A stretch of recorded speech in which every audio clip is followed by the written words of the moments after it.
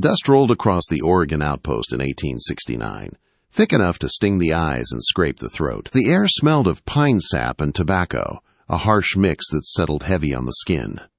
On a stage made of crooked crates, a young woman stood with a rough burlap sack tied over her face. Her hands were bound, her stance steady, but her breath came fast and uneven. Her name was Clara Wren. The men gathered around the stage, shouted insults and ugly guesses about the stranger hiding beneath the sack. Their voices rose like a storm, feeding on one another, their boots grinding the dirt as if ready to claim her before the auction even began. Then a tall figure stepped forward. Caleb Holt, a lumberjack known for strength more than words, pushed through the crowd. His coat hung loose on his broad shoulders, and his black hat cast a deep shadow across his face. The muscles in his hands tensed from years of swinging an axe through frozen timber. $2, Caleb said, his voice low and solid. The auctioneer hesitated. You ain't even seen her face, mister. I'm buying a woman, not a face, Caleb replied, each word steady and final. Silence crawled across the yard. Even the wind seemed to pause. Clara lifted her chin beneath the sack, hearing something in Caleb's voice that pulled at an old memory. When she whispered her own name to confirm the sale, the sound drifted across the outpost like a quiet echo. Caleb stiffened. He knew that voice. Once, deep in a winter storm, a woman had kept him alive with a gentle hum and careful hands. He had never forgotten her. But she was gone. Or so he thought. Caleb untied the rope from Clara's wrists and guided her toward the woods. The outpost's cruel laughter faded behind them as they walked through crushed pine needles and shadows thick as smoke. The rope around her hands was loose now, more symbolic than restraining, but her steps stayed cautious. The burlap sack was tied lightly at her neck, so she could see just enough to walk. Its frayed hem fluttered when the wind shifted, showing him quick glimpses of her chin and jawline, but never more. The forest swallowed them, softening every sound. The trail wound between towering pines, their needles whispering overhead. Clara's dress was worn and thin, not suited for this land, but she kept her steps sure. Caleb tried not to stare, keeping his eyes on the path ahead, jaw tight with thoughts he couldn't name. When his small log cabin came into view, built against a rocky rise, Clara paused. A rusty horseshoe hung above the door, a sign someone once hoped for luck. Inside, Caleb stepped away from her, giving her room to choose where to stand. No one's placing you now, he said quietly. You stand where you choose. Clara moved slowly toward the far wall, her fingers grazing the wooden floor until she knelt, keeping her back protected, her posture wary. The burlap sack hit her face, but her fear was something Caleb could feel like heat from a fire. He didn't touch her. He didn't question her.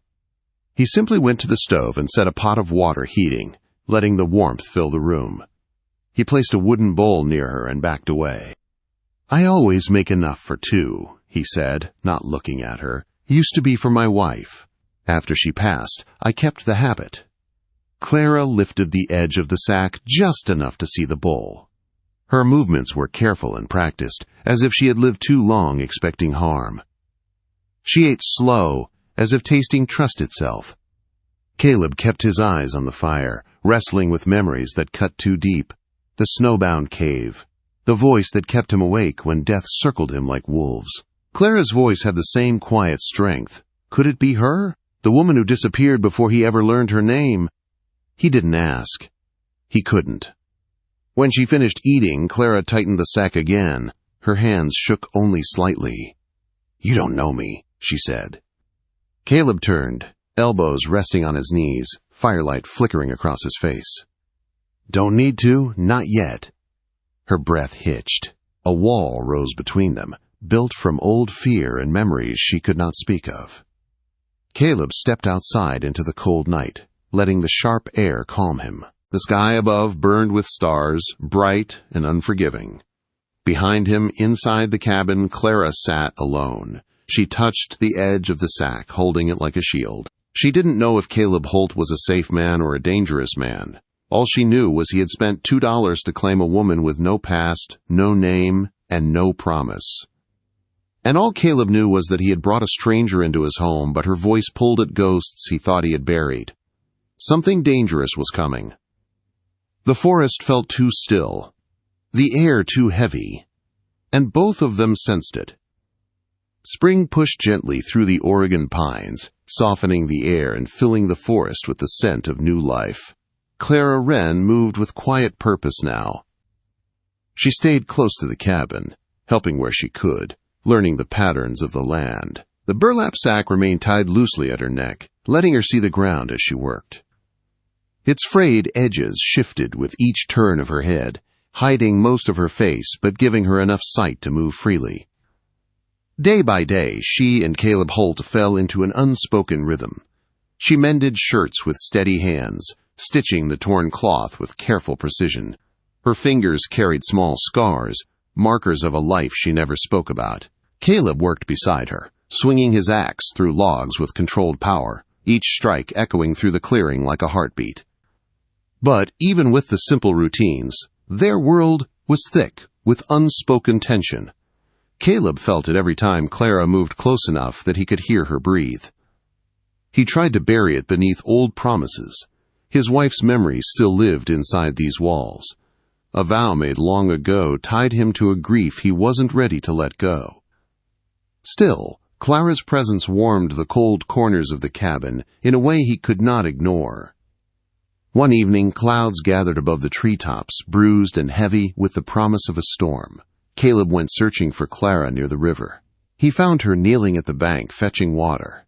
She loosened the knot of the sack just enough to see the bucket's rim, humming a soft tune as she worked. The melody froze Caleb in place. It was the same tune from years ago, drifting through the darkness of a snowbound cave. The same voice that had kept him awake through a night when death felt too close. The song was gentle, steady, and carried a strength he had never forgotten. Clara turned slowly, sensing him. "You all right?" she asked, tightening the sack as she stood. Caleb swallowed hard. "Where'd you learn that song?" She hesitated. "A long time ago," she said quietly. "When someone showed me a bit of kindness." Before he could ask more, thunder rolled across the sky. Clara reached for the bucket, and her hands shook slightly. Caleb stepped closer instinctively, ready to help. But then a sharp crack echoed through the woods. Not thunder. A branch snapping. Too close. Too deliberate. Caleb's entire body tensed. "Clara," he said softly, "we're not alone." She froze. The burlap sack fluttered as her breath quickened. She scanned the trees through the frayed hem, her posture tight and alert. Then came the sound of hoofbeats, slow, heavy, drawing nearer. A rider emerged from the shadows. Jasper Kane. His long duster coat hung in tatters, and his eyes were cold, sharp, calculating. He was known across the region as a bounty hunter, who never failed to find who he hunted. His gaze locked onto Clara, studying the hidden face beneath the burlap. "Evening, Hall," Jasper said, his voice smooth as polished steel. "Heard you took yourself a new wife." Caleb stepped in front of Clara, blocking her from view. "That's none of your business." Jasper smirked. "Oh, it might be. Word is, there's a woman on the run. A woman with a scar running from blood." Clara's hand brushed Caleb's arm, trembling. The simple touch was enough to tell him the truth. Jasper knew exactly who she was. "What do you want, Kane?" Caleb growled. "Just a bit of conversation," Jasper said. "And maybe a bounty if you're stubborn." The wind picked up, rustling pine needles across the ground. Clara lowered her head, drawing the sack closer to her face. The fear rolling off her was quiet but real. Jasper leaned forward in his saddle. "Might drop by again soon. Can't say I like loose ends." With that, he turned his horse and melted back into the trees. Caleb waited until the hoofbeats died completely before speaking. "We're heading back," he said. "Now, Clara followed him through the forest, keeping pace despite the roots and shadows. Her fear made her steps quick, but she stayed close. When they reached the cabin, Caleb barred the door and checked every window twice. Inside, the air felt heavy with questions. Caleb turned to her. "You need to tell me what he's chasing you for." Clara tugged the knot on the sack, gripping it tightly. "I killed a man," she said, voice low but steady. "Back in Missouri, he attacked me. I fought back. I didn't mean to end him. But his people said I did. They hunted me. And I ran." Caleb stared at her, struggling to match the woman before him with the story she carried. "You're not a murderer?" he said finally. Before Clara could answer, a thud slammed against the cabin door. Hard, heavy. Caleb grabbed his rifle. "Stay behind me." The door shuddered again, then burst open. Jasper Kane stepped inside, pistol drawn, eyes cold with purpose. "Time's up, Hole," he said. "Hand her over." Caleb placed himself between Clara and the danger, jaw set, stance wide. "No," he said. And the storm inside the cabin broke open. The cabin trembled with the force of Jasper Kane's entrance. Wind pushed through the broken doorway, scattering dust across the floor. Caleb Holt planted his feet, rifle raised, keeping Clara behind him. Her breath shook through the loose burlap sack, the frayed edges trembling near her cheek. Jasper stepped farther into the room, pistol steady in his hand. "You know how this goes," he said coldly. "Move aside, Hole. She's coming with me." Caleb didn't flinch. "She's not yours to take." A smirk twisted across Jasper's face. "She's a fugitive. I bring her in. The law pays me." "You stand in the way. You go down with her." Clara's fingers gripped Caleb's coat, not in fear alone, but in something like desperate trust. Caleb could feel her shaking, but she didn't run. She stayed behind him, anchored to his presence like it was the last solid thing in her world. Jasper's eyes narrowed at the connection. "Don't tell me you care for her," he taunted. "You don't even know her face." Caleb lowered his rifle a fraction, not toward surrender, but toward steadier aim. "That doesn't matter." For the first time, Jasper's confidence wavered. Clara stepped forward then. "Please," she said, her voice trembling but strong.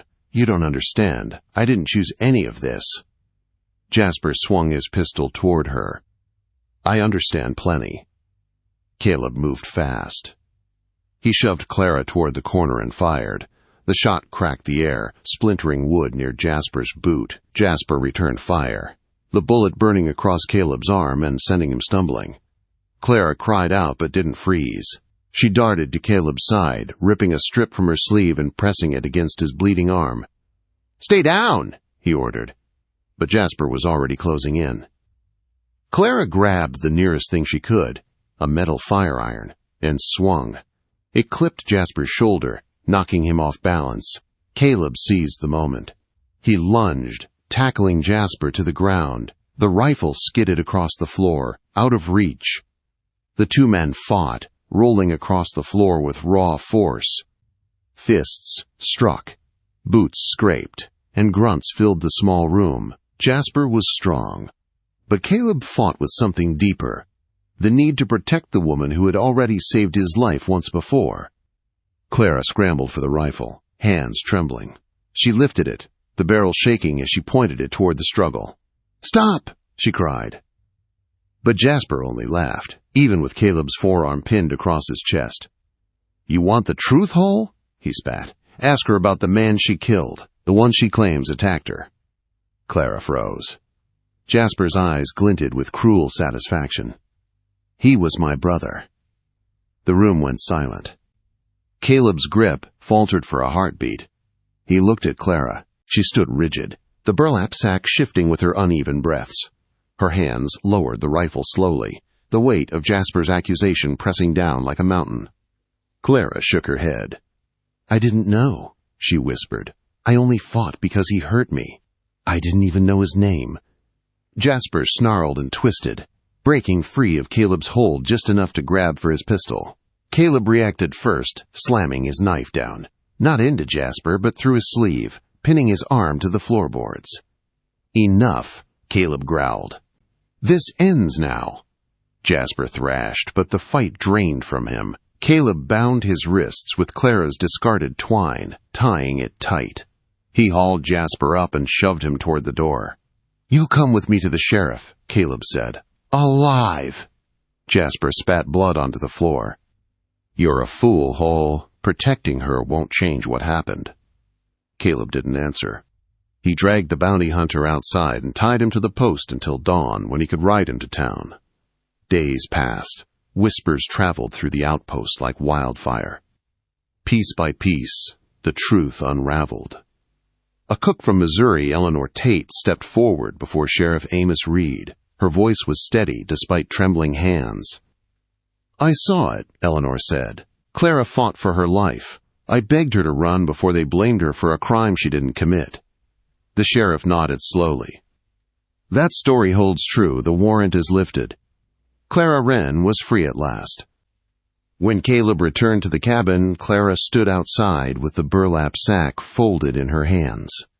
She had stitched purple flowers along the edge, turning the rough cloth into something gentle, something hers.